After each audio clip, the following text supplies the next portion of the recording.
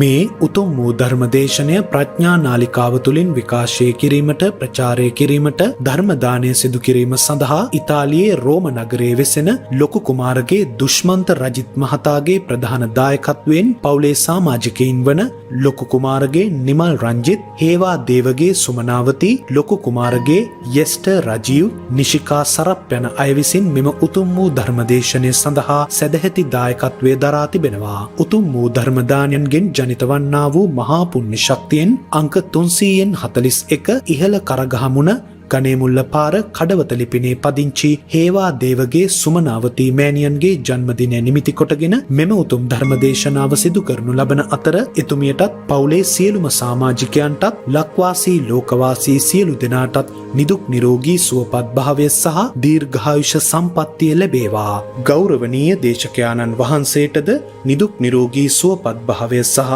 දීර්ඝායුෂ සම්පන්නිය ලැබේවා. කරන්නා වූ සියලු ශාසනික කටයුතු සර්ව ප්‍රකාරයෙන්ම සාර්ථක කර ගැනීමට මේ පුණ්‍ය ධර්මයන් හේතු වාසනා වේවා. මියගිය පවුලේ දෙමව්පියන්, සමාජිකයින්, ඥාතීන් සහ ලක්වාසී ලෝකවාසී මියගිය සියලුම දෙනාට මේ පින් අනුමෝදන් වේවා. උතුම් නිර්වාණය සාක්ෂාත් වේවා කියා බලාපොරොත්තු වෙනවා. එසේම වේවා කියා ආශිර්වාද කරනවා.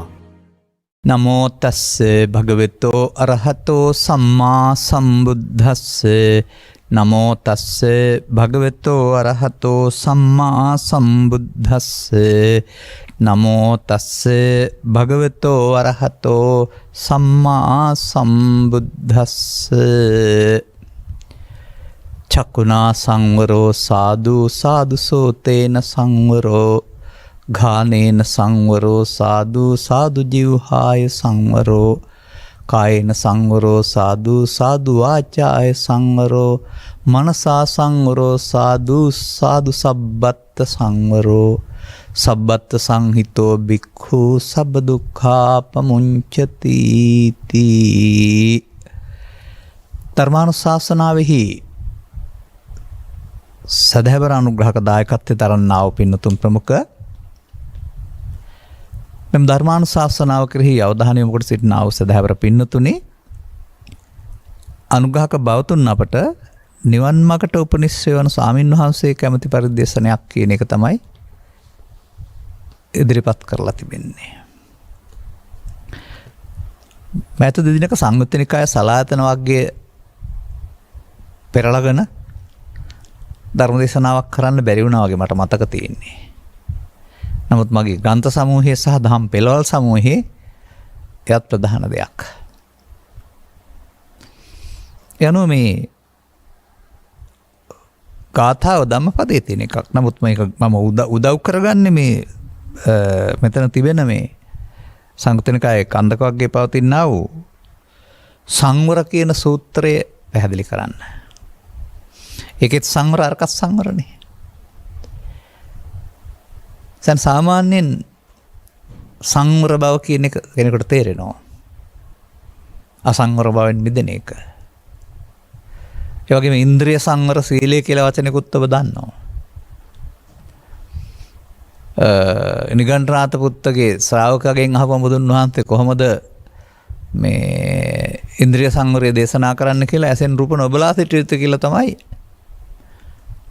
නිගණ්ඨනාථ දහමේ තියෙන්නේ. අපේ සමාජයේ සමහර අය මේ ඔය තමන්ගේ සිතේ තියෙන අදහස් බාහිර දේවල් දැක්කහම උපදින හින්දා ඔකට බයේ මග ඇරලා කැලේට වෙලා ඉන්න අයත් ඉන්නවා. මග හැරීමේ කලාව, ඒ මුහුණ දීමේ කලාව දන්නේ නැති නිසා මග ඇරලා කෙටි කාලෙන සැනසීම හොයන අය. දැන් මේ කතාවේ මේක බුද්ධ වචනයක් නේ. ඒ වචනේ ගලප ගන්න හරියට භික්ෂුව මේ සියල්ල සංවරගත යුතුයි කියලා හැම නෙමෙයි පෙන්න සබ්බත් සංහිතෝ භික්ඛු කියන එක. සියල්ල සංවර කරගන්න පුළුවන් නම් මේ මොන ඇඳුමින් හිටියත් ඒ භික්ෂුව කියලා. ඒ කියන්නේ මම දන්න හැටියට සබ්බත් සංහිතෝ සියලු දුකින් මිදෙනවා. ඒ කියන්නේ ඇහෙන් කනෙන් නාසයෙන් දිවෙන් කයෙන් වචනයෙන් සිතින් සංවර වෙන්න පුළුවන් නම් ඒම සියලු දුකින් මිදෙන මාවත කියලා මේ ගාථාවේ තියෙනවා. ඊට එහා ගාථාවේ නැහැ.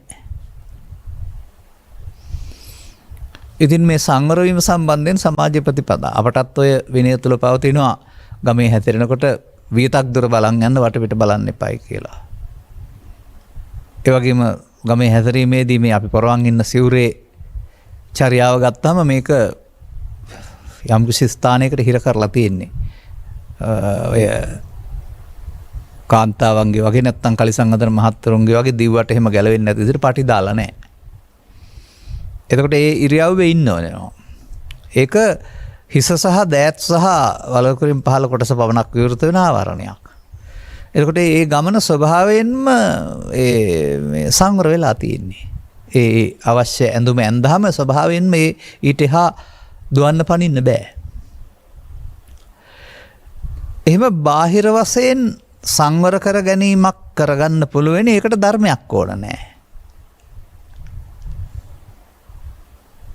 එතකොට ඒක ධර්මයක් ඕන නැති සංවරයක් නෙමෙයි බුදුදහමේ සියලු දුකින් මිදීම සඳහා ධර්මයක් මත සංවරයක් තියෙන්නේ.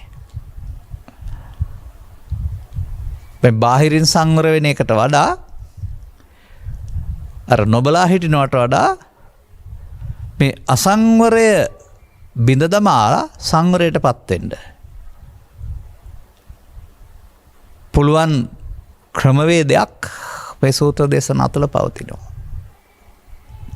අන්න අර අපි තේරුම් ගන්න ඕන අපි අසංවර වෙලාද ඉන්නේ කියලා. මම දකින්නේ පෘථග්ජන ඕනෑම කෙනෙක් ඇහෙන් කනෙන් නාසයෙන් දිවෙන් කයෙන් වචනෙන් සිතින් අසංවරයි. ඒ අසංවර භාවයේ ළමා කාලේ සිට මහලු කාලයේ දක්වාම දුරදිග යනවා බලවත් වෙනවා වරුණාම ආපහු වෙන්න තේරෙන්නේ නැහැ. අසංවර වෙන්න තේරෙන්න ඕනේ නැහැ ස්වභාවයෙන්ම ප්‍රපාතයට ඇද වැටෙනවා. වැටෙන්න ගත්තාම. නමුත් ගොඩ එන්න ඇද වැටෙන තරම් ලේසියෙන් බෑ කාගේ හරි උදව්වක් ඕනනේ. අනගේ වැටෙන්න ගත්තාම උදව්වකින් තොරව ඇද වැටෙනවා.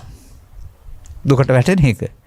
හැබැයි ගොඩ එන්න බුදුරු වැනි උත්තමයන් වහන්සේලාගේ මඟ පෙන්වීමක් තුළ ඇරුණාම තනිව ගොඩ වෙන්න පුළුවන් කෙනෙක්. තනිව ගෙඩ වෙන්න පුළුවන් කෙනා තමයි බුදුරයයි කියලා කියන්නේ. ඇවිත් මේ අගාධයට වැටලා ඉන්න අයට උන්වහන්සේ මඟ පෙන්නනවා. බහැලා ගොඩ ගන්නෙත් නැහැ. මඟ පෙන්නනවා. අන්නේ ඔබ මට හැම දිනාටම මේ ලෝකේ ජීවත් වෙනකොට පුද්ගලයෙක් වශයෙන් අපි කයකින් ඉන්නේ. පුද්ගලයෙක් වශයෙන් අපි ස්ත්‍රී පුරුෂ භාවයන්ගෙන් ඉන්නේ. පුද්ගලයා වශයෙන් අපි ගිහි පැවිදි භාවයන්ගෙන් ඉන්නේ.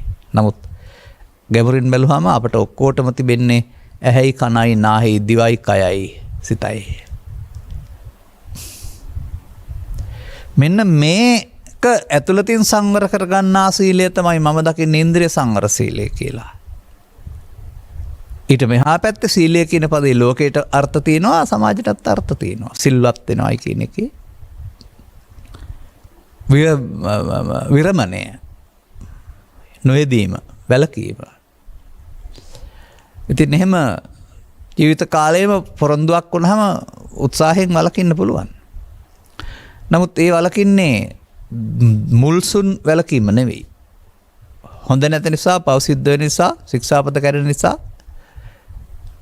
බලෙන් හික්මවා ගැනීම. නමුත් බුදුරජාණන් වහන්සේ මුල්සුන් නොකල හික්මීම නෙමෙයි පෙන්වන්නේ මුලින් සුන් වෙන. මේ වරද මේ පාප ධර්මයට එකතු වීමට තිබෙනා වූ මූලච්ඡින්න බව මුලින් සිඳ දැමීමේ සංවරය.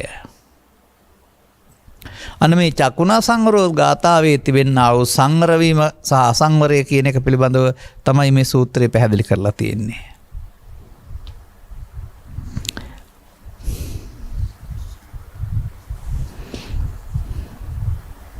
සංවරංචෝ භික්ඛවේ දේසිස්සාමි අසංවරංච තං සුනාත.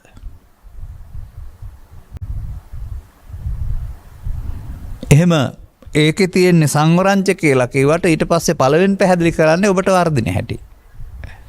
මහණෙනි උන්වහන්සේලා ඉස්සරහා කරපු ආමන්ත්‍රණයක් බැවින්නේ ඔබට සංවරය සහ අසංවරය දේශනා කරන්නටයි යන්නේ. අහන්න. කතංච භික්ඛවේ අසංවරෝ හොති. මහණෙනි මොකද්ද අසංවරය කියලා කියන්නේ? ඔබ ඔක්කොම අහලා දැනගන්න. මෙන්න මේ අසංවරයට ඔබ ජීවිතය තුළ පත් වෙනවා. මොන සිල් රැක්කත් බාහිර වලින් ශික්ෂාපද වලින් මේ අසංවරයට පත් වෙනවා කියන එක තමයි මගේ අවබෝධය. මන්දයත් මේ සංවරය ගැන දන්නේ නැහැ. අර ඇඳුමෙන්, කතා බහෙන්, කෑම්බීම් වලින්, කයින් වචනෙන් බාහිර ශික්ෂණයක් හදා ගන්නවා වගේ. මම ඔක ඉතින් දකින විදිය කියන්නම්. අපි ශරීරයේ අංගෝපාංග අඩු නැතුව සමතුලිතව පාරේ යන්න පුළුවන් අය. අපිට ඇදට අඩිය තිබ්බ වෙන්නේ නැහැ. නමුත් සමහර අය උපතින්ම තියෙනවා යම් යම් කකුල් වල එකේම නැත්තම් දෙකේම විකලාංග ස්වභාවයක්. අඩිය තියලා යන්න පුළුවන්. නමුත් ඒක වෙලාවකට එක පැත්තක් පාත් වෙනවා හරි එක පැත්තට නැවෙනවා හරි මොකක් හරි ඔබ එහෙම දැකලා ඇති. එදා ඒකට ප්‍රතිකර්ම තිබුණේ නැහැ. මෑතට ඔකට ප්‍රතිකර්ම තියෙනවා. උස අඩු නම් අඩු ප්‍රමාණයට සපත්තුවේ අඩිය උස් කරන්න පුළුවනි. පොඩ්ඩක් ඇදනම් ඇදේ යකඩ පටියක් තියලා බැඳලා කලිසමකින් වහන්න පුළුවනි. දැන් මේ විකලාංගයේ තියෙන කෙනත් මමත් පාරේ ගියොත් දෙන්නම එක විදිහට දැන් යනවා. කිසිම වෙනසක් පේන්නේ නැහැ. නමුත් අර සපත්තුව ගැලෙව්වොත් හරි අර යකඩ පටිය අයින් කළොත් හරි මට වගේ යන්න පුළුවන් ද අනිත් කෙනාටත් නෑ විකලාංගේ මතු වෙනවා. ඒ පිටින් සංවර කළාට ඇතුළතින් හැදිලා නැහැ නේ. එතකොට අර අනම වගේ මේ ශික්ෂාපද සංවරය මගින් කරන්නන්නේ විකලාංගය නැති කරන එක වගේ බාහිරෙන් සමාන කරන එක. ඇත්තටමත් බුදුරජාණන් වහන්සේගේ කාලේ ආර්ය සංවරයට පත් වුණාට මොනම ශික්ෂාපදයක්වත් තිබිලා තියලා නැහැ. මුල් අවුරුදු 20 තුල ශික්ෂාපද සංවරයක් තිබුණේ නැහනේ. අර ආධ්‍යාත්මික සංවරයෙන් උන්වහන්සේලා කටයුතු කළා. අනතුරු පැවිද්දට එන අයට මේ ආධ්‍යාත්මික සංවරයට ඔසේන පිරිස් වැඩි වෙනකොට වුණුත් අර මට්ටමට සංවර කරන්න ඕනේ වුණා. අන්න එතකොට තමයි ශික්ෂාපද පැනවීම තුළ වුන් බාහිරින් සංවරය සකස් කළේ. අදටත් ඒ ශික්ෂාපද පැනවීම තුළ ලෝකයා සද්ධාව ඇතිවන පැහදින යහපතක් සිදුවන ගතියක් නැතුව නොවේ. නමුත් මට මතක් වෙන්නේ උපාසකත්තගේ කතාව. උපාසකත්තා බණ පොත් කියවන කෙනෙක්. උපාසකත්තට තනිවට කවුරුත් නැහැ ලාම්පුව අල්ලගන්න. කුප්පි ලාම්පුව තමයි තියෙන්නේ. කුප්පි ලාම්පුව අල්ලගන්න උපාසකත්තා පුරුදු කරනවා තමන්ගේ සොරතල් සතා පූසා. දැන් ඉතින් පූසාව ළඟට වෙලා ඉඳගෙන ලාම්පුව අල්ලගෙන ඉන්නවා. පුරුදු කරපෙක් ලොකුයි කියලා තමයි උපාසකත්තා කියන්නේ. දවසක් යාළුවෙක් මොකද කරන්නේ? අරගෙන ඇවිදින් මීයෙක් මෙතෙන්ට අතාරිනවා.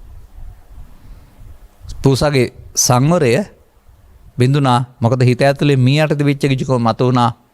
ලාම්පුව අතහැරලා මීයා පස්සේ පැන්නවා. අර පිටින් ශික්ෂාපදේ ලාම්පුව අල්ලන් ඉන්නවා වගේ එකක්. මීයා දැක්කහම පන්නන එක පුරුද්ද. නැත්තම් චිත්තාභ්‍යන්තරයේ තියෙන නොහික්මන ස්වභාවය එළියට එීම. ඔක තමයි අපි තේරුම් ගන්න ඕන. වීරියෙන් උත්සාහයෙන් වලකන් ඉන්න පුළුවන් වෙයි. නමුත් මුල් සිඳලා නැහැ.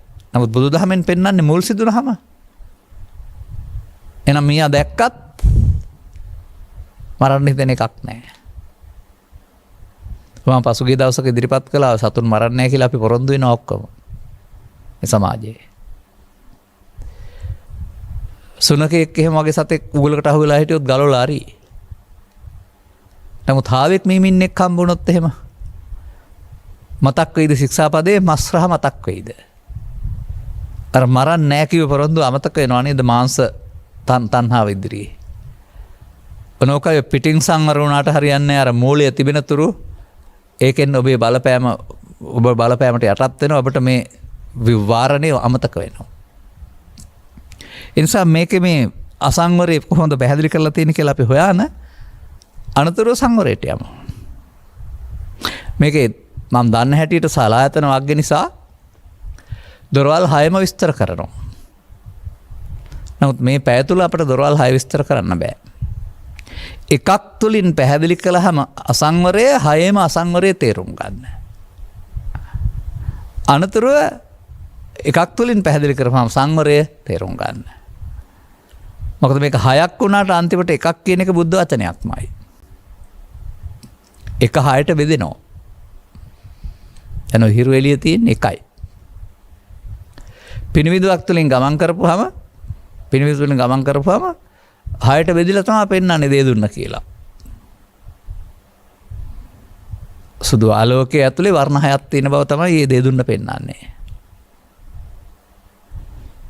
අන්න ඒ වගේ මේ සිත 6ට බෙදිච්ච එකක් දොරවල් 6 කියලා කියන්නේ. වර පාට 6ක් වගේ රූප ශබ්ද ගන්ධ රස ස්පර්ශ වෙනම හඳුනා ගන්න පුළුවන්. අපිට මේවා 6ක් වශයෙන් පෙන්වනකොට බුදුන් වහන්සේගේ ඇවුරු ගන්නීම් වල දොරවල් 6 අනු සිතේ 6 ආකාර විකාශනයක්. එකයි මම අර හිරු එළිය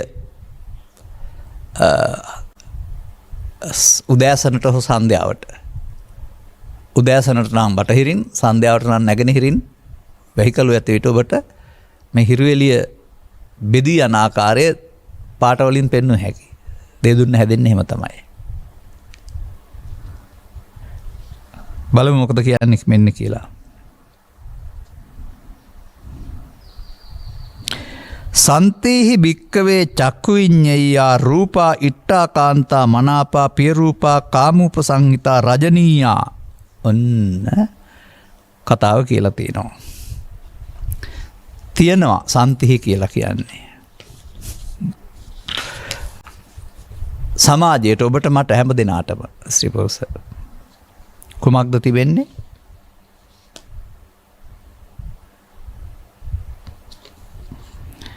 අසංවර වන්නේ කොහොමද? ඇසෙන් දැනගත යුතු අසන්තිහි කියන්නේ ඒකයි. ඉට්ඨාකාන්තා මනාපා කියන වචන වලින් කියනු ලබනවා සිත් ඇදගන්නා ලස්සන ප්‍රියශීලී එහෙම නැත්නම් මනාප පිය රූප සංහිතා පියශීලී කාමෝප සංහිතා කැමැත්ත ඇති කරවන ඒ වගේම ඒ නිසා ඇල්ම ඇති කරන රූප තියෙනවා. තියෙනවද? ළමා කාලේ ඉඳලා අද දක්වා ඔබේ ජීවිතය ගැන බලන්න. ඉට්ඨාකාන්තා මනාපා පිය රූපා පිය රූප සංහිතානේ අනිට්ඨාකාන්තා කිරිතත් දෙපැත්තටත් තියෙනවා. කොහොමද මේවා මෙහෙම වුනේ? උපදිනකටම ඔබ මේවා මෙහෙම සම්බන්ධයෙන් මේ ඉට්ඨකාන්ත මනාප කරන් ආවද? පස්සේ කාලයක ඉට්ඨ අනිට්ඨ වශයෙන් බෙදාගත්තද? මෙන්න මෙතන මේ සිදුවෙන්නා වූ අවුල දන්නේ නැතුව මේකට විසඳුම් හොයන්න බෑ. ඒ කියන්නේ අපි මේ පෞද්ගලිකව ඉෂ්ඨකාන්ත මනාප ප්‍රයෝපසෙන් ගන්නේ බාහිර තියෙන දේවල් කියලා කියන එක ලෝකෙට හරි වුණාට ගැඹුරින් ගලගත් කල සාවද්‍ය දෙයක්. මුසාවක් වරදක්.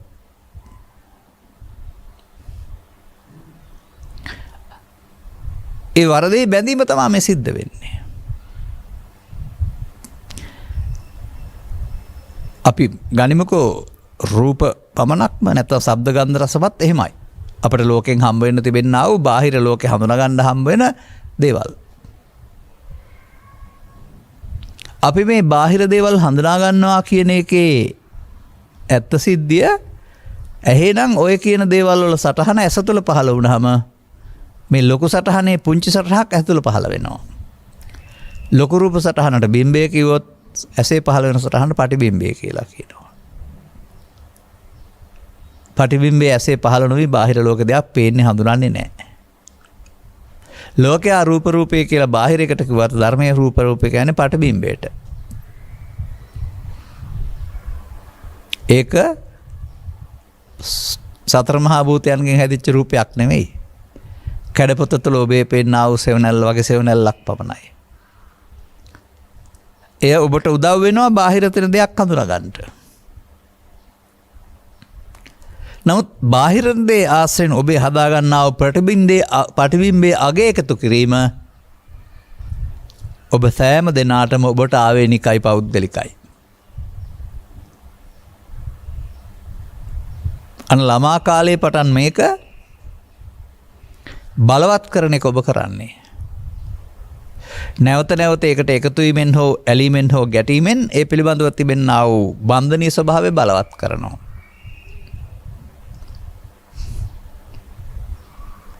එතකොට අර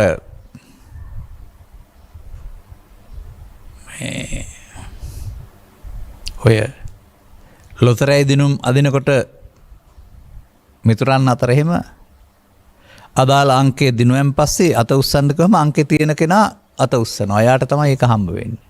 අංක දෙක සමාන නිසා. ඒ සමාජයේ ඉන්නවා නම් මේ අංකයට අදාළ කෙනා එයාට ඒක ඉදිරිපත් කරලා ඔප්පු කරන්න පුළුවනි. එයා ළඟ තියෙන නිසා.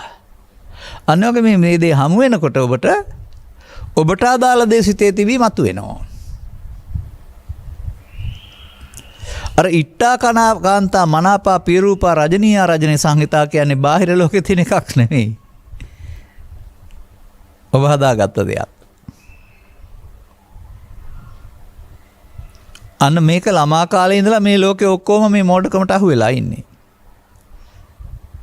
බාහිර ලෝකේ තියෙන දේ දකින්නකොට ඒක ආශ්‍රයෙන් ලෝභ කළ කෙනා, ද්වේෂ කරන කෙනා, මෝහ කරන කෙනා, ඊර්ෂ්‍යා කරන කෙනා, ඇලුම් කළ කෙනා ඊට අදාළ දේවල් චිත්තාභ්‍යන්තරයෙන් අරගන්නවා එතෙන්ට.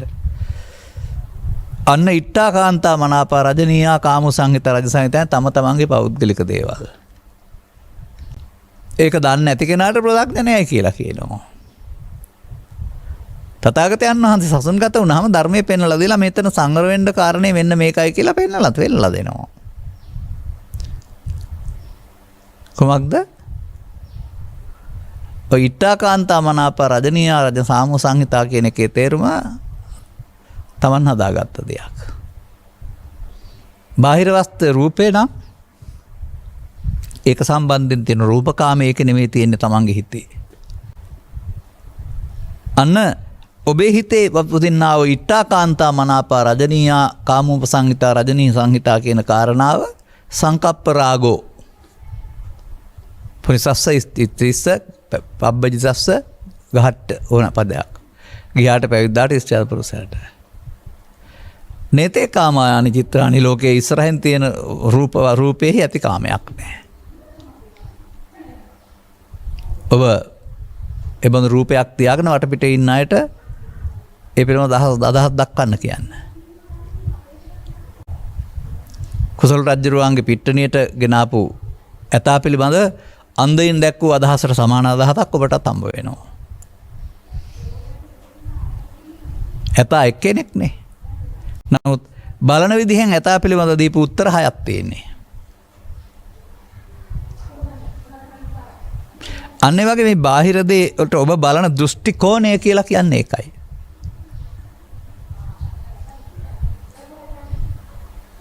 දෘෂ්ටි කෝණය. ඒක හැම විටම වර්තමානයේ නෙවෙයි. ඒක මෙතෙක් කල ජීවිතේ ආපු කාලය තුල එකතු කරගත්තා වූ අගයන්ගේ එකතුවක්. අසරු ගසර සැනකින් මෙතෙන්ට එනවා.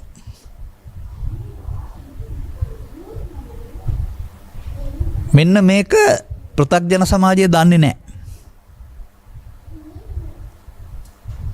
දන්නේ නැති නිසා වුන් බාහිර කාරණා නිසා දුමල වරම අතරගත් කපුවන්සේ මායම් වෙන්න පටන් ගන්නවා.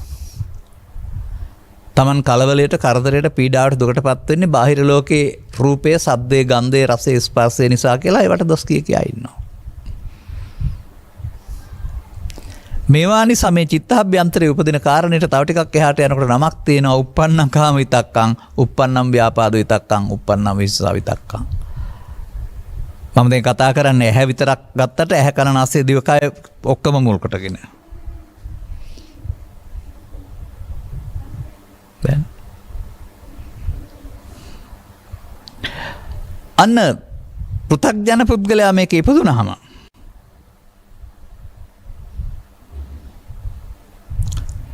අර ඉෂ්ඨකාන්ත මනාප රජනීය සංහිත කාමෝ සංහිත කියන වචන වලට අයිති ආකාරයෙන් ඒක සමග ඒ එකතු වීමට නම් ටිකක්.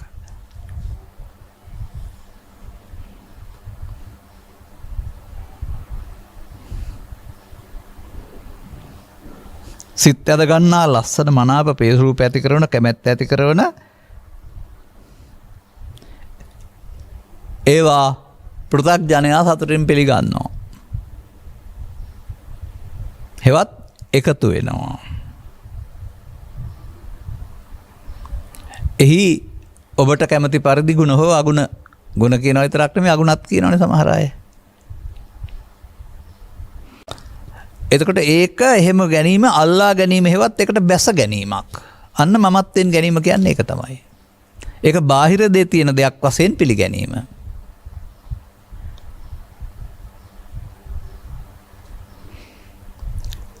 එතකොට මොකද වෙන්නේ?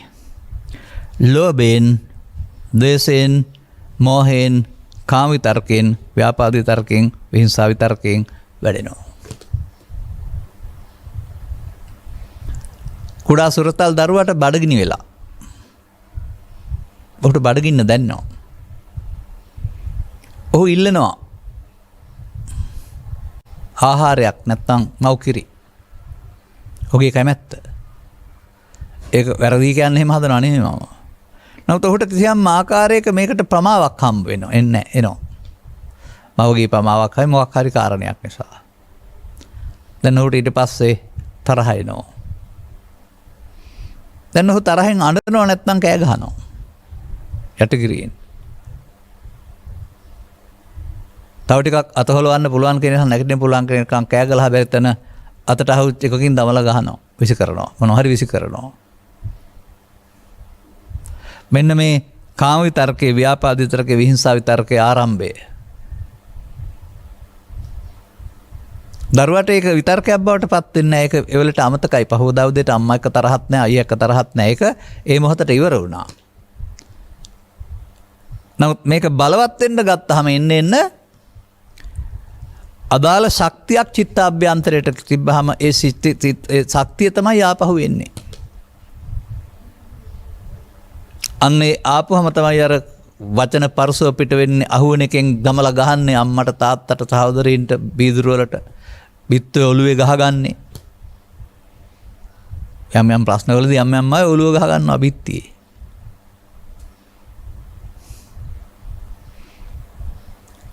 ඒකට වැරදිකාරයා බාහිර සාධකයේද?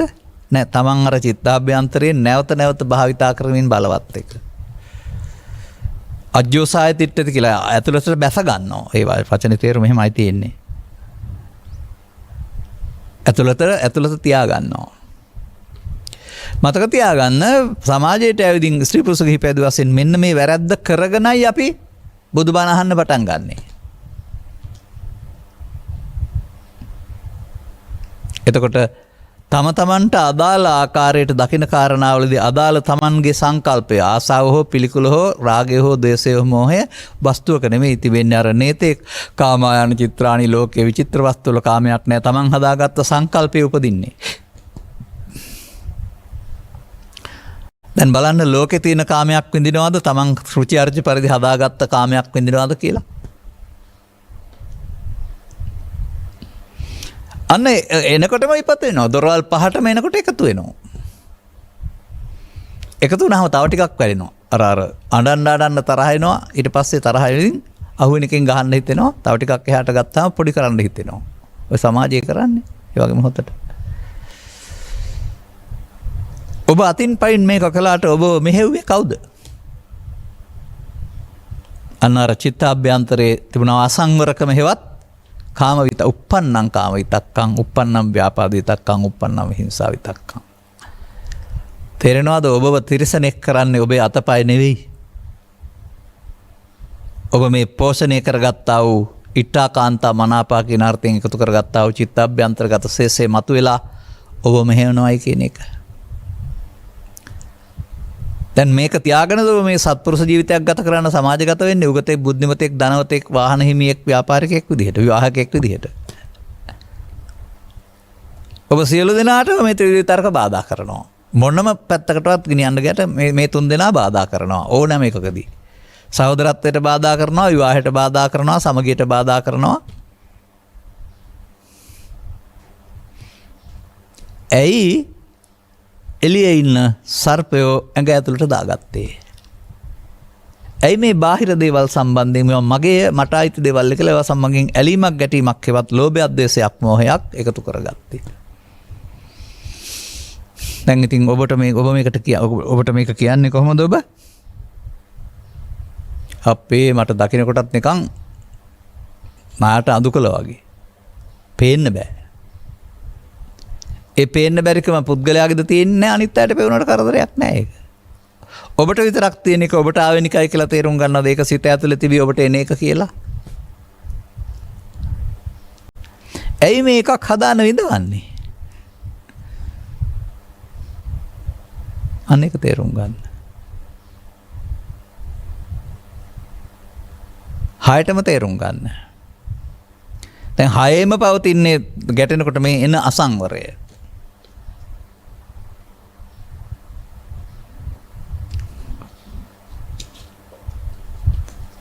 පාලියෙන් කොහොමද තියෙන්නේ? ඉට්ඨා කාන්තා මනාපා පිරූපා කාම සම්මිත රජනීයා තංචේ බික්ඛු ලංචිනතය තස්ස පුද්ගලෝ අභිනන්දති අභිවදති අජ්ජෝසාය තිට්ඨති. සතරෙන් පිළිගනී. බාරගනී. චිත්ත අභ්‍යන්තරයේ පිහිටුවා ගනී. ඇතුළට බැස ගනී. අන්න අර මමත්වෙන් ගැනීමෙන් සිත ඇතුළට බැස ගන්නවා කියන එක තමයි පෙන්වන්නේ. එය ඊළඟ වතාවේදී ගැටි එළියට එනවා. මෙහෙන් ගැටෙනකොට ඇතුලෙන් එළියට එනවා. දැන් ඔබ මේ අසංවර වූ අශ්ලීල වූ මේ ලෝකයේ බාහිර ලෝකෙද තියෙන්නේ ඔබ හදාගත්ත එක තුළද? එකම සංසිද්ධියකදී ලාභයකදී අලාභයකදී විවිධ පුද්ගලයාගේ විවිධ හැසිරීම් නිර්මාණය කරනු ලබන්නේ සිද්ධියද තමන් තුළ පවතිනා වූ මේ අසංවර ස්වභාවය අඩු වැඩිකමද?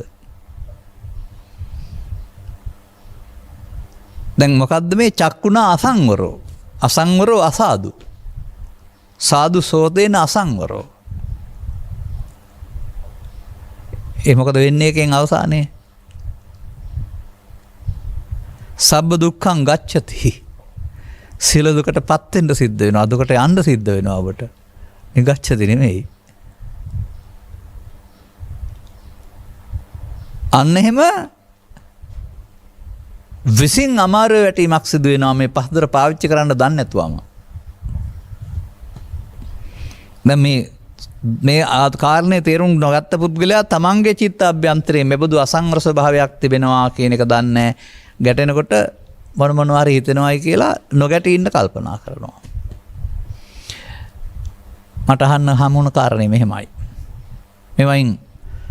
මේවට නොගැටි බලෙන් හදාගත්ත සංසුන්ව ඉන්න කෙනෙක් එනවා ගමට. අපි කියමුකෝ උදාහරණයක් වශයෙන් ඒක සෙනසුනක් කියලා. රූපවාහිනී නැති තැනක. නමුත් ගමට ආපු තැනකදී රූපවාහිනී අන්තරයක් තුළ ඔහුට නාට්‍ය පේනවා නැත්නම් චිත්‍රපටි පේනවා. එතකොට ඔහුගේ අර හංගාගත්ත එක එළියට එනවා. හංගගෙන ඉන්නේ හදලා නැහැ. දැන් මෙයාට කල් අපෝ එළියට ඇවිදින් හරියන්නේ නැහැ මට මේවා තමගේ අකුසල් උපදිනවා කියලා අපහු ගමට කැලේට ගියයි කියලා. ගියා කියලා නතර විදායෙත්. මේ යථාර්ථය දකින්න නැති තාක්කල් හදන්න නැති කාල ආයෙ ගමට ආපහමත් ආයෙත් ඔක මතු වෙනවා. මොකද තමන් හදලා තියාගෙනනේ ගමෙන් ගියේ, ගෙදරින් ගියේ. එනිසා මේ තමන් තුළ තිබෙන්නා වූ මේ දුර්වලකම උපදිනවට බය වෙන්න එපා. මග අරින්න හදන්නත් එපා. තේරුම් ගන්න ඒ උපදින එක දුරු කර ගැනීමට තථාගතයන් වහන්සේ පහන සංඥාටතේ මාර්ගයක් දීලා තියෙන බව. හංගගෙන ඉන්න කියලා නෑනේ. අනුප්පන්නං කියලා නෑ. උප්පන්නං. උපදින්න ඕනේ. උපදින එක බැහැර කරගන්න උදව්වක් වෙනවා මෙන්න මේ සංවර ප්‍රතිපදාවේ යන පුද්ගලයාට. අනිත් කෙනාට උපදින එක තව ටිකක් බලවත් කරගන්න හේතුවක් වෙනවා. ඔන්න දැන් අපි ඇසමුල් කොටගෙන මේ අසංවරයේ පැය භාගයක් තිස්සේ කතා කළා. ඉතින් දොරවල් හැම කතා කරන්න පැය භාගෙ 6ක් වන වීදකට. ඒකයි මම එකකින් කියන්නම් කියලා කිව්වේ. කනටත් නාසයටත් දිවටත් කයටත් මෙන්න මෙසේ ඔබ තබා ගත්තා වූ චිත්තාභ්‍යන්තරගත මුලාව ගැටෙනකොට එනවා. ඔබ හදාගත්තොත් මේ බාහිර කාරණා නිසා මේක උපදින එක නවත්තන්න බෑ. ඒකේ පීඩාව හෝ ඒක නවත්තන්නත් බෑ. දැන් මේ පීඩාව ගෙනත් දුන්නේ බාහිර කාරණාවද ඔබ මේවා කෙරෙහි ඇලුන ගැටුණ මුලා වුණ ස්වභාවයද? රූපයේ ශබ්දයේ ගන්ධයේ රසයේ ස්පර්ශයේ දුකයිද? ඒවා නිසා හදාගත්තා වූ ලෝභය දේශේ මොහේවත් ත්‍රිවිධ විතරකයේ දුක්ගෙන දෙයද? අන්න බුදුන් වහන්සේ මේ පහයම පෙන්වන අසංවරය. නැත්තම් ප්‍රමාදය. දැන් ඔබේ වයස කොපමණද? ලදරු කාලේ නම් අඩුයි. තරුණ කාලේ නම් තව ටිකක් වැඩි. මහලු කාලේ නම් හොඳටම වැඩි. තම තමන් එකතු කරගත්ත ප්‍රමාණයට දකින්නකොට මේ ඇතුළත තිබිලා මේක එනවා. හොඳින් තේරුම් ගන්න මේ බාහිර දේ ප්‍රත්‍යක් පමණයි තමන් දකින්නේ තමන්ගේ සිතට එන්නා වූ මේ තමන්ගේ සැකය, බීතිය, තරහව, වෛරය, ක්‍රෝධය, කාමය, රාගය සියල්ල ඔබට අයිති. දැන් ඒවානුව සිතකය මෙහෙවන්න ගියාම අසංවරයි. දැන් මේ අසංවරයට හේතුව අර මුල නේද? දැන් මේ මුල ගැලෙවුවොත් එහෙම දැන් බුදුන් රහතුන් කියන්නේ S2 පියන් ඉන්න අයද? ආහාර වළඳන්නේ නැති අයද? සිවුරු පොරවන්නේ නැති අයද? අටලෝ දහමට මුහුණ නොදෙන අයද? ඔය ඔබට තියෙන මේ ලෝකේ කාරණා උන්වහන්සේලාට මුණ ගැහෙනවා. උන්වහන්සේලාට හරි හරි වැරදි වශයෙන් හරි කුපිත කරන දෙයක් වශයෙන් හරි පේනවද? ඒ ලෝකේ වෙනස් කරපු නිසාද? සිත වෙනස් කරගත්ත නිසාද? දැන්ටත් මේ අත්දැකීම තියෙන අය මේ සමාජයේ ඉන්න බව දන්නවා යම් මට්ටමකට. පෙර යම් යම් කාරණා නිසා කුපිත වූ කලබල වුණා වූ ගහමරා ගන්න ගිය අය අද ඒවා නිසා එහෙම දැවිල්ලක් තැවිල්ලක් නැතුව තවමට අඩු කරගෙන ශූන්‍ය වෙලා නැතු වෙන්න පුළුවන්. විඳවන්න නැතුව විඳින බව අපට කියලා තිබෙනවා, ලියුම් වල තියෙනවා. ඒවන අන්න මේ කියන මේ සියල්ලෙන් සංවරණ ප්‍රතිපදාව උන්ට අපි කලක් තිස්සේ කියා දුන් බැවින් මේක ලෝකෙ නෙමෙයි තියෙන්නේ, තමන්ගේ ගැටෙනකොට හිතටයි එන්නේ. ආවෙලාවට ඒ ප්‍රමාණය දැකලා ඒ පදනම් කරගෙන තීරණ ගන්න හේවත් එකතු වෙන්න යන්නේ නැතුව ආපු දෙයට අයින් වෙන්න ආරින්න. අන්න එකතු වීම පමාවයි, එකතු නොවීම බුදුන් වහන්සේ නිර්දේශ කළ ප්‍රහාණ සංඥා හේවත් භාවනාවයි. දැන් මම මේ ඉදිරිපත් කළේ විදර්ශනා. ඔය විදර්ශනා කියන්නේ ඕකේ ඇත්ත තත්ත්වය හොයන එක. මේ ලෝභය, දේශය, මෝහය ඇහේද තියෙන්නේ, කනේද තියෙන්නේ, නාසයේද තියෙන්නේ, රූපේද තියෙන්නේ, ශබ්දේද තියෙන්නේ, ඇතුළේද තියෙන්නේ, බාහිරේද තියෙන්නේ කියලා. බාහිරේ වාය යම් කිසි රූපයක් තියෙනවා නම් ඒක සම ස්වභාවයෙන් සියලු දෙනාටම ලැබෙන්න වෙනවා. නමුත් බාහිර දේවල් සම්බන්ධයෙන් ඔබේ අදහස් දැක්වීම හැම විටම විසමයි. ඒ තමන්ගේ වයසත් එක්ක තමන් නැවත නැවත භාවිතා කිරීමත් එක්ක චිත්තාභ්‍යන්තරගත තිබුණා වූ තමන්ගේ මේ භින්න ස්වභාවය එන නිසා මෙන්න මේ ස්වභාවය හට ගැනීමට කියනවා මමත්වයේ හට ගැනීම කියලා.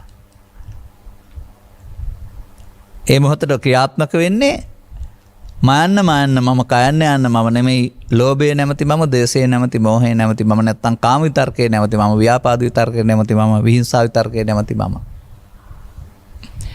මම ඌට මගේත් වෙනවා, මගේ ඌට මගේ ආත්මත් වෙනවා. ඊට පස්සේ පෙරලලා දාන්න තමයි හිතෙන්නේ. වනසලා දාන්න තමයි හිතෙන්නේ. මරාන මැරෙන්න තමයි හිතෙන්නේ.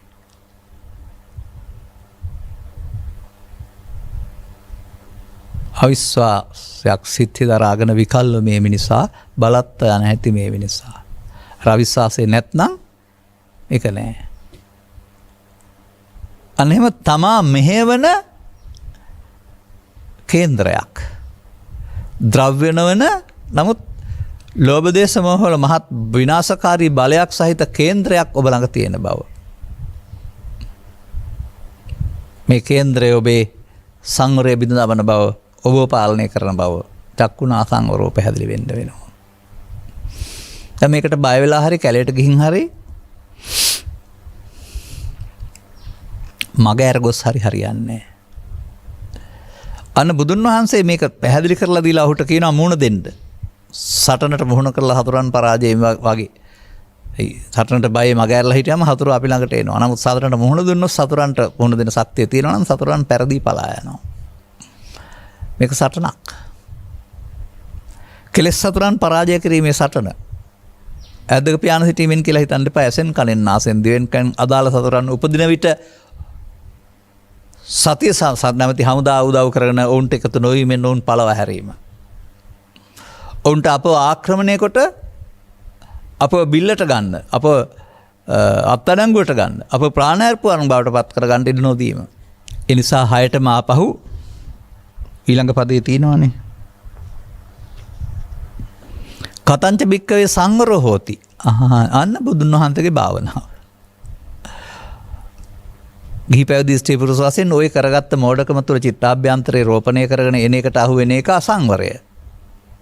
ඉතින් ඇසෙන් කලින් නාසෙන් දිවෙන් කයෙන් හම්බර කාරණාවලට අනුව ඔබේ ඉඳුරන් බිඳ බැලීම කාය වචන සතරණ ආකාරයේ අසංවර භාවය දකින්න.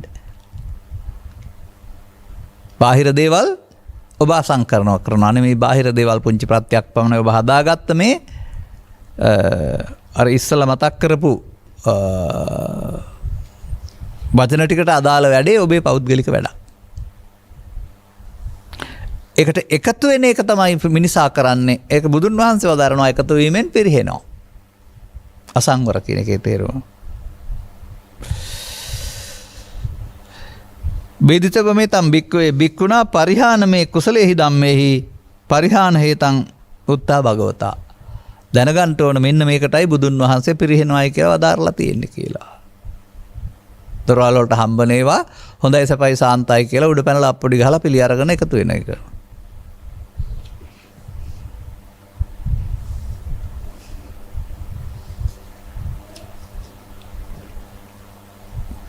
මේ මොහොතම එකතු වී අඬබෙර ගහන එක සහ එකතු වීම විතර්ක වලට එකතු වී වෙනුවට මේ මොහොතම ප්‍රහාණය කරලා යොදා ගන්න, ප්‍රහාණය කරන්න යොදා ගන්නේ කොහොමද කියන එක තමයි තථාගතයන් වහන්සේගේ ඉගැන්වීම.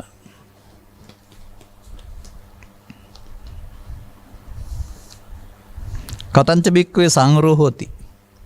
කොහොමද? ඇසෙන් පවණයි කතා කරන්නේ, කනෙන් නාසෙන් දිවෙන් කයිනුත්. එතකොට මේකමයි කියන එක තේරුම් ගන්න. ඒ අදාළ කාරණා ටික තමයි ඇසෙන් කනෙන් නාසෙන් උපදින්නේ. අන්න දැන් සන්තිබික්කවේ චක්කු විඤ්ඤාය නැත්තම් සෝත විඤ්ඤා ගාන විඤ්ඤාය ඒ තුනෙන්ම හට ගන්නකොට තියෙනවා තමන් හදාගත්ත අතීතේ. ඉත්තාකාන්තා මනාපා පිරූපා කාමු සංහිතා රජනීයා තංචේ බික්ඛු. අන්න මේ ටික එනවා. අන්න මේක එන එක තමයි ඔය පස්ස කියන්නේ. තින්නම් සංගති පස්ස කියන්නේ තුන එකතු වෙන ඔන්න ඔය කාරණා ටික එකතු වෙන්න බාහිර කාරණා ආයතනකොට මේ අතීතේ එන එක. ඔබට තේරෙනවද මම අර කියපු වචනේ? මේක හැමදාම අද එකක් නෙමෙයි. මින් පෙර තබන දෙයක් සිතට එමක්. මින් පෙර කියන්නේ මින් පෙර සිදු වූ දෙයක්. එතකොට ඒක දැන් එකක් නෙමෙයි, මල එකක් නේද? ඔබ මේ කාමයන් දිනවා කියන්නේ මලමිනියට පණ දෙන එකක් නේද? ඔබට මේන් ගැලවෙන්න බැරිකම නේද අර මලමිනියට වැඳලා තියනවා කියලා කියන එකේ තේරුම? නිදහසේ බලන්න දෙන්නෙම නෑ චිත්තඅභ්‍යන්තරය ඇතිතුළු. එයා තමයි ඌව පාලනය කරන්නේ. මේ හදාගත්ත එක බැහැර කරන්නේ කොහොමද? ඒ බැහැර කිරීම නේද සංවර ප්‍රතිපදාව කියලා කියනවා ඇත්තේ. එතකොට ඉස්සල්ලා එකේ පෙන්නපු අභිනන්දති අභිවදති අජ්ජෝසා තිට්ඨති කියන එක කරලා හරියයිද? තව එකක් තියෙනවද මේකේ? අන්න අරක පමාව මේක භාවනාව. අපි බලමු. අපි එතෙන්ද ආදේශයක් කරලා බලමුකෝ ඇසෙන් රූප වෙනුවට. මාන්නේ සංවරවන්නේ කොහොමද?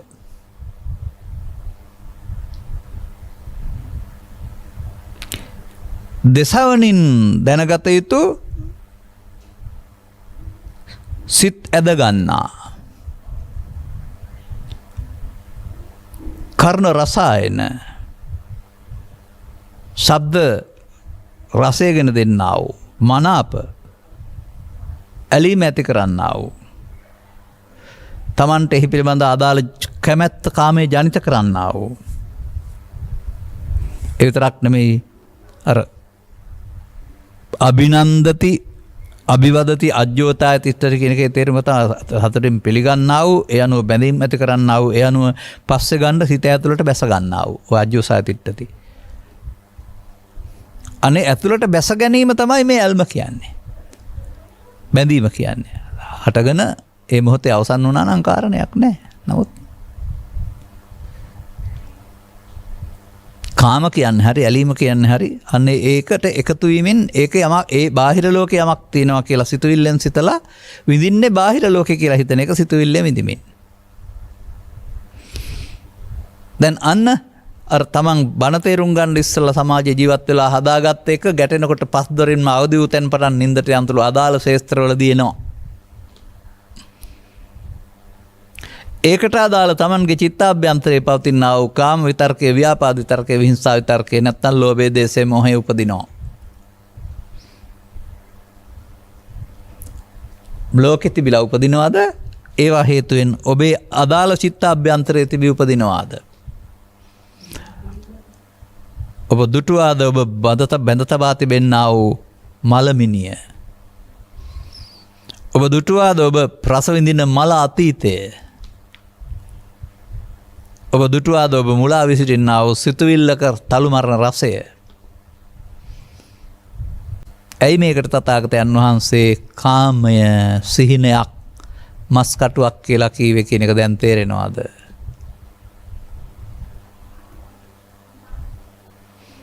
ලෝකයා කී දෙනෙක් කාමයේ විඳිනවා කියලා විඳින්නේ තමන්ගේ හිත කියලා කවදානම් තේරුම් ගනීද? මස් කටුවේ උදාහරණය ගැඹුරින් කවදානම් තේරුම් ගනීද? හැමදාමත් මම කියනවා මට මතක හැටියට වසර 20ක් විතර තිස්සේ කියනවා.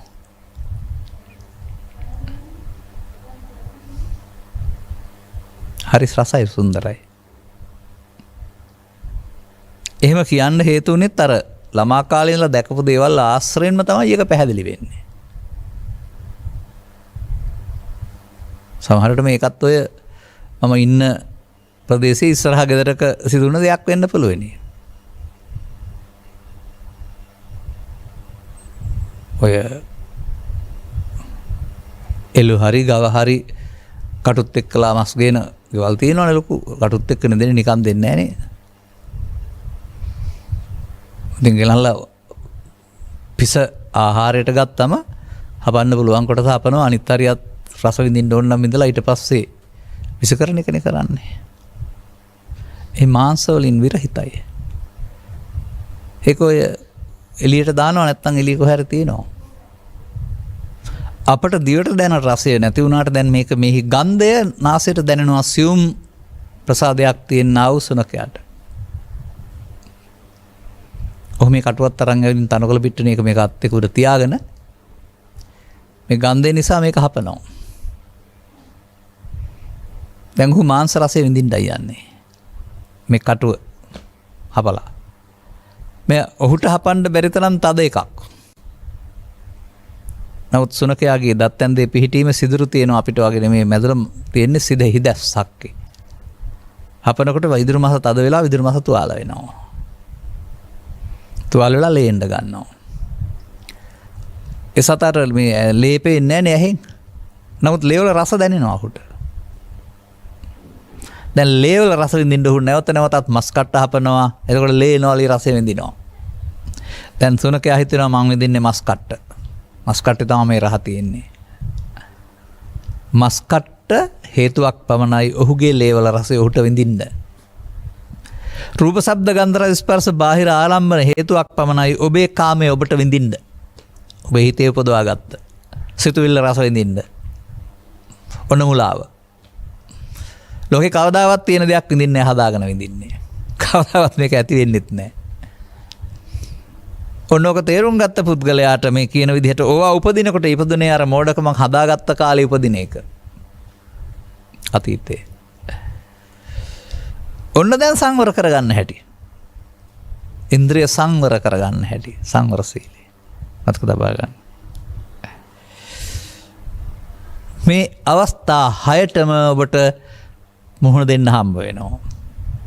රූපේදී, ශබ්දේදී, ගන්ධේදී, රසේදී අදාළ ආකාරයට තමන්ගේ මිත්‍යා හිතාභ්‍යන්තරයේ තිබිලා එන්නා වූ ඇලීම ගැටීම මුලාව ආසාව පිළිකුල ඕනෑ දෙයක් තමන්ගේ choice එක. මොකද කරන්න කියලා පෙන්වන්නේ? නාබි නන්දති. හොඳයි සැපයි සාන්තයි මගේය කියලා පිළිගන්නේ නැති එකට කියන්නේ නාබි නන්දති. පිළිගන්නවට අභිනන්දනය. අභිනන්දනය කියනවා මමත්වෙන් ගැනීමට බාර ගැනීමට එකතු වීමට නාබි නන්දනය කියනවා පරණ එක එනකොට ඒකට එකතු නොවෙනවට. රූපයට පිළිකුල් කරනවා හෝ පොළොවේ ගහනවට නෙමෙයි. ඒක උදව්වෙන් තමන්ගේ අතීතය දැකලා තමන් පරණ හදාගත්ත මෝඩකමක් වෙනවා කියලා දැකලා ඒකට නොඇලී නොගැටි සිටිනවට කියනවා මොකද්ද කියන්නේ? නාදිවාසේති පජහති විනෝදේති ව්‍යන්ති කරෝති අනභවං ගමේති. කලේ අදිවාසේති නප්පජහති නවිනෝදේති නව්‍යන්ති කරෝති නානභවං ගමේති. ඔන්න දැන් ආපහු හැරෙනවා. ඔන්න භාවනාව විදර්ශනාව. එනිසා එකම සිද්ධියේදී මෝඩයාට ඇලෙන්න පුළුවන්, ආර්ය පුද්ගලයාට විදර්ශනා කරලා ගැලවෙන්න පුළුවන්. අරයාට තවදුරටත් අසංවර වෙමින් දුකටපත් වෙන්න පුළුවන්. මෙයාට ඒ සිද්ධිය සතුටින් පිළිගන්නේ නැහැ කියන්නේ මමත්වෙන් කෙනෙක් දෙයක් තැනක් කොට එහි බාහිර ලෝකේ තියෙන දෙයක් කොට බාරගන්නේ නැහැ කියන එක.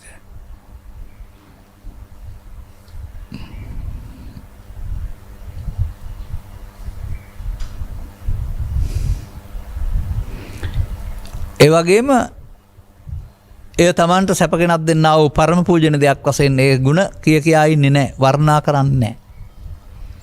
මේක ඇසෙන් කනෙන් නාසෙන් දිවෙන් කයෙන් හේතුඵල ධර්මයක් වශයෙන් හටගත්තා වූ චෛතසිකයක් වශයෙන්, ඒ හේතුවේ ඵලයක් වශයෙන් සහ ඒ මොහොතේ නැති වෙන දෙයක් වශයෙන් හඳුනා ගැනීමට කළ උදව්වක් වශයෙන් බැඳෙන්න දෙයක් නෙවෙයි ඒක කියන එක. ලෝකේ හඳුනා ගන්නට ඒක පහළ වෙන්න ඕනනේ හඳුනා ගැනීම. මතකේ.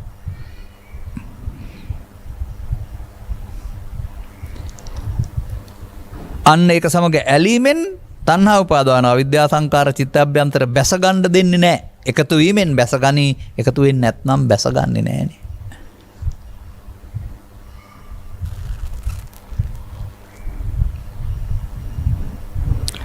අන්න එතකොට එකතු වෙන්නේ නැතු වුනහම කාම විතරකේ, ව්‍යාපාද විතරකේ, විහිංසා විතරකේ නැමැති අකුසල් දහම වැඩෙන්නේ නැහැ. පිරිහෙනවා. අකුසල දහම් පිරිහෙනවා කියන්නේ කුසල් දහම් වැඩෙනවා. පින් වැඩෙනවා කියන එක නෙමෙයි. ලෝභ දේශ මොහ නැත්නම් කාම ව්‍යාපාද විතරක බලවත් වෙනවා කියන එකේ තේරුම ලෝභ දේශ මොහයන්ගෙන් වැඩෙනවා. පිරිහෙනවා කියන එකේ තේරුම අකුසලයෙන් වෙන් වෙනකොට සෝවාන් ආදී මාර්ගඵල ලබන්න ඕන වූ සංසුන් බව. මාර්ගඵල පිළිවෙල රැඳෙන එක තමයි නූපන් කුසල් උපදිනවා, උපන් කුසල් වැඩි දියුණු වෙනවා කියලා කියන්නේ. දැන් තේරුම් ගත්තන් පස්සේ කැලේටම යන්න ඕනද, මගහැරලා ඉන්න ඕනද? තේරුම් ගත්ත කෙනාට මුහුණ දීම උදව්වක් නෙවෙයිද? එහෙනම් තේරුම් නොගත්ත අය තමයි මගහැරලා ගිහින් කාමයන්ගේ මගහැරීමට ක්‍රම හොයන්නේ. තේරුම් ගත්ත පුද්ගලයාට අනුතුරු තමන් හදාගත්ත මෝඩකම මතුවෙන්න බාහිරෙන් හම්බෙන උදව්වක්. අර අඬන ඉන්න මිනිස්සයාගේ හැට ඇඟිල්ලෙන් යනවා වගේ කියලා විදර්ශනා කරලා නිදහස් වෙන්න පුද්ගලයාට මේවා ගැටිලා එන එක වදයක් නෙමෙයි, උදව්වක්. මොකටද? බාහිර දේ උදව්වෙන් තමන් හදාගත්ත අතීතේ එනවා ආහම එකතු නොවෙන්න, එකතු නොවීමෙන් බැහැර කරන්න. එකතු වීමෙන් අකුසල් දහම් වැඩෙනවා, එකතු වීමෙන් අකුසල් දහම් දුර වෙනකොට වැඩෙන එක කුසල් දහම් කියලා කියනවා.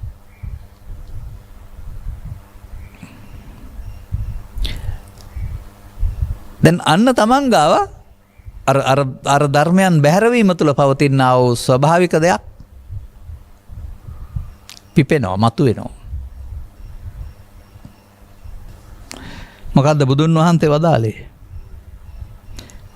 න පරිහාමි කුසලේහි ධම්මේහි අපරිහානමේ තං හේතං උත්තා භගවතාති. බුදුහාමුදුරුවෝ මෙහෙම බලනවා නම් ඒක පිරෙන්නේ නැති එකක් හෙවත් අකුසල් දහම් පිරිහෙන කුසල් දහම් වැඩෙන එකක් වශයෙන් දේශනා කරලා තියෙනවායි කියලා පෙන්නනවා. දැන් ඔන්න ඔබට න්‍යාය හම්බ වුණා. සලාතන වර්ගයේ සංවර සූත්‍රයේ ඔබේ අසකරණාසේ ක්‍රියාකාරීත්වයේ පරිහාන න්‍යාය සහ අපරිහාන න්‍යාය හම්බ වුණා. ඕක අහන්නනේ බණ අහනවා කියන්නේ. ඕක තේරුම් ගත්ත පුද්ගලයා තමයි සත්පුරුෂ සේවනය කියන්නේ. මේ වැඩේ තේරුම් ගත්තන් පස්සේ දැන් ඊට පස්සේ ඔන්න එහාට මුණ දෙන්න පුළුවන්.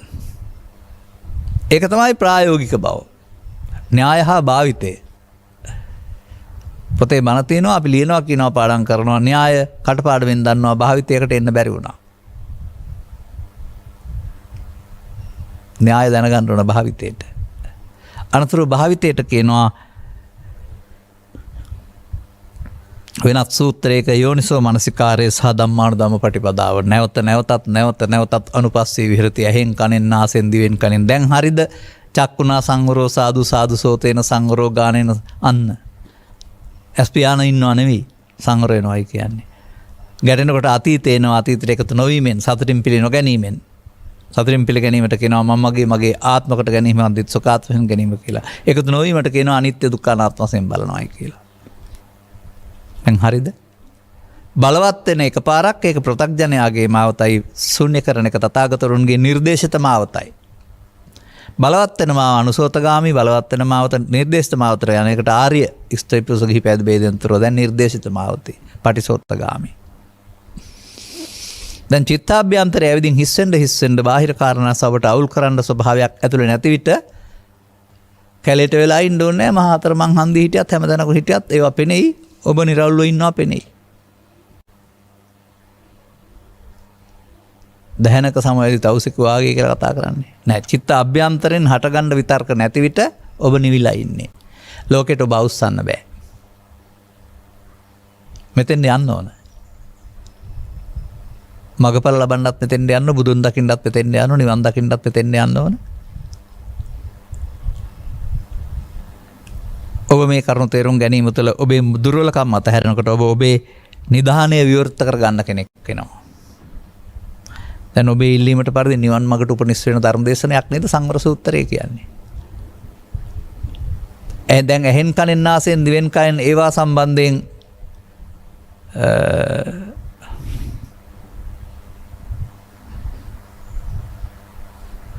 නාබිනන්දති නාබිවදති අනාජ්‍යෝ සය තිට්ඨති ඒක නේද භාවනාව. මට කියන්න පන්තිල් හරි මොනවා හරි සිල් අරගෙන ඉඳගෙන ඉඳලා වැඩේ කරනවද කියලා. බාහිර ශික්ෂාපද සමාදානකින් මේ දොරවල් හය සංවර කරන්න පුළුවන්ද? නෑ. බණ අහලා තේරුම් ගන්න ඕන තමන් මේ දකින්නේ ලෝකේ නෙමෙයි තමන්ගේ අතීතය. මේක තියෙන කල් මට වද දෙනවා නැති දවසට වදයක් නැති බව තේරෙවි. එහෙනම් ඊතා ඉක්මනින් මේන් ඉවත් වෙන්න ඔබට සතිය භාවිතා කරන්න ඕනකම ඇති වෙනවා වීරිය ඇති වෙනවා.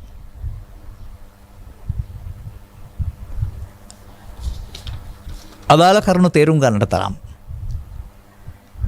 මේ කරුණු පැහැදිලි කිරීම ඔබට උපනිෂ් වේවා හේතු ආසනාව වේවා ඔබත් එකතු වන්නෙක් වෙනුවට ආපස්සු යන්නෙක් බවට පත් වෙන්නට අසංවරය අතහැර තමා සංවර මාර්ගය තුල බුදුන් වෙත යන්නෙක් බවට පත් වෙන්නට මේ කරුණු පැහැදිලි කිරීම හේතු ආසනාව වේවා කියන ප්‍රාර්ථනා කරමින් මම ධර්මානුශාසනාව මෙසේ අවසන් කරනු ලබනවා.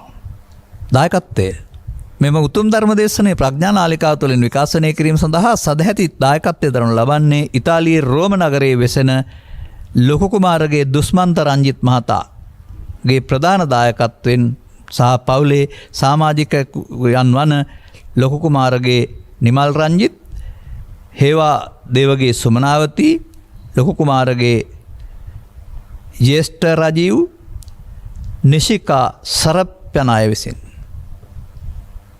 අරමුණු අතර අංක 341 ඉහළ කරගහමුණ ගණේ මුල්ල පාරේ කඩවත පදිංචි හේවා දේවගේ සුමනාවති මෑණියන්ගේ ජන්මදිනය නිමිති කොටගෙන මෙම උතුම් ධර්ම දේශනාව සිදු කරනු ලබන අතර එතුමියටත් පවුලේ සියලු සමාජිකයන්ටත් ලක්වාසී ලෝකවාසී සියලු දෙනාටත් නිදුක් නිරෝගී සුවපත් භාවය සහ දීර්ඝායු සම්පන්නිය ලැබේවා. මෑණියන්ට සුබ උපන්දිනයක් සමග සුබ උපන්දිනයට ධර්ම දානයක් වේවා. ගෞරවනීය දේශකයන් වහන්සේට නිදුක් නිරෝගී සුවපත් භාවය සහ දීර්ඝායු සම්පන්නිය ලැබේවා. කරන්නා වූ සියලු ශාසනික කටයුතු සර්ව ප්‍රකාරයෙන් සාර්ථක කර ගැනීමට මේ පුණ්‍ය ධර්මයේ හේතු ආසනාව වේවා. මියගිය පවුලේ දෙමව්පියන්, සමාජිකයන්, ඥාතීන් සහ ලක්වාසී ලෝකවාසී මියගිය සියලු දෙනාට මේ පින් අනුමෝදන් වේවා. උතුම් නිර්වාණය සාක්ෂාත් වේවා. සියලු දෙනාට අනුමෝදන් වේවාද නැද්ද කියලා මම දන්නේ නැහැ. අනුමෝදන් වී හැකි ඇති අයත් නම් ඔබේ නමින් අනුමෝදන් වේවා. ඔබ පැතු යහපත් පැතුම් සඵල වේවා. අනුග්‍රහක බවතුන් වශයෙන් කටයුතු ඔබට සහ සවන් දුන්න හැමට මේ සංවර සූත්‍රයේ සඳහන් වූ සංවර අසංවර ප්‍රතිපදා දෙක තේරුම් අරගෙන අසංවරයේ පෘථග්ජනයන්ගේ මාර්ගයේ බවත් සංවරයේ ආර්ය මාර්ගයේ බවත් ඒ තුල කෙලවරට බුදුන් වහන්සේ මුණ ගැසෙන බවත් තේරුම් ගන්න උත්සාහ කරන්න. සබ්බීතිය වජ්ජන්තු සබ්බ රෝගෝ විනස්සතු මාතේ බවත් අන්තරායෝ සුඛී දීඝායුකෝ බව හැම දිනාටම තෙරුවන් සරණයි. රාගක්ඛයෝ